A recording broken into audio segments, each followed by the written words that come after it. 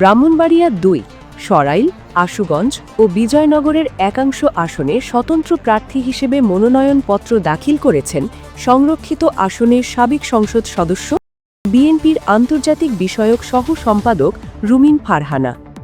আজ সোমবার দুপুরের পর রুমিন ফারহানা নিজে উপস্থিত হয়ে সরাইল উপজেলা নির্বাহী কর্মকর্তা ইউএনও ও সহকারী রিটার্নিং কর্মকর্তা মোহাম্মদ আবু বকর সরকারের কাছে মনোনয়নপত্র দাখিল করেন।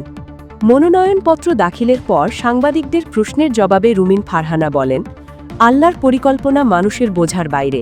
আল্লাহর এই পরিকল্পনায় আমার বাবা ৭৩ সালে আওয়ামী লীগের জোয়ারের বিপক্ষে স্বতন্ত্র নির্বাচন করেছেন। রাব্বুল আলামিনের কি অদ্ভুত পরিকল্পনা!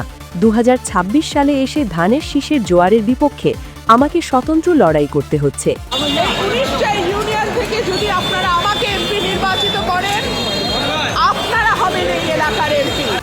এরপর সমর্থকদের উদ্দেশ্যে সংক্ষিপ্ত বক্তব্যে রুমিন ফারহানা বলেন, আপনারা যে মার্কা চান সেই মার্কাই আমার। আপনারা আমাকে যা বলবেন, যেভাবে কাজ করতে বলবেন, আমি যদি নির্বাচিত হই ইনশাআল্লাহ সেইভাবেই আমি কাজ করব।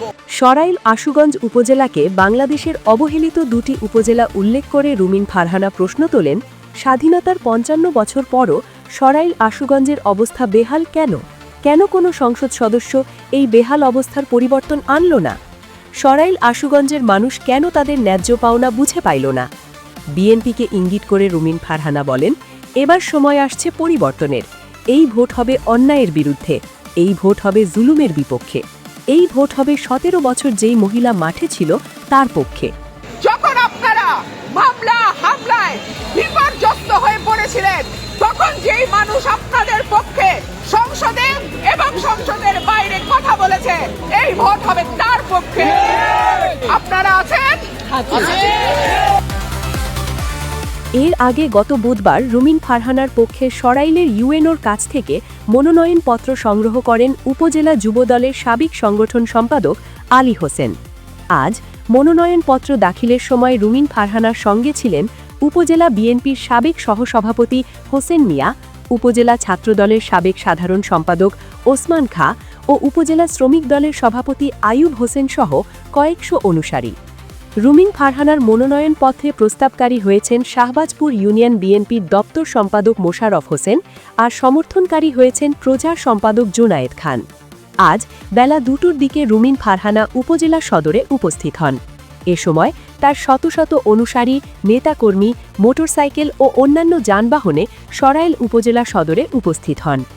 ধানের শীষের ঘাঁটি হিসেবে পরিচিত আসনটি বিএনপির সমঝোতার মাধ্যমে শরিক দল জমিয়েতে উলেমায়ে ইসলাম বাংলাদেশকে ছেড়ে দিয়েছে। এ আসনে প্রার্থী করা হয়েছে দলটির কেন্দ্রীয় কমিটির সহসভাপতি মাওলানা জুনায়েদ আল হাবিবকে। ব্রাহ্মণবাড়িয়া ২ আসনটি বর্তমানে সরাইল, আশুগঞ্জ ও বিজয়নগরের চান্দুরা ও বুধন্তি ইউনিয়ন নিয়ে গঠিত। রুমিন ফারহানার পৈতৃক বাড়ি বুধন্তি ইউনিয়নে। বর্তমানে তিনি সরাইল উপজেলার শাহবাজপুর ইউনিয়নের বাসিন্দা।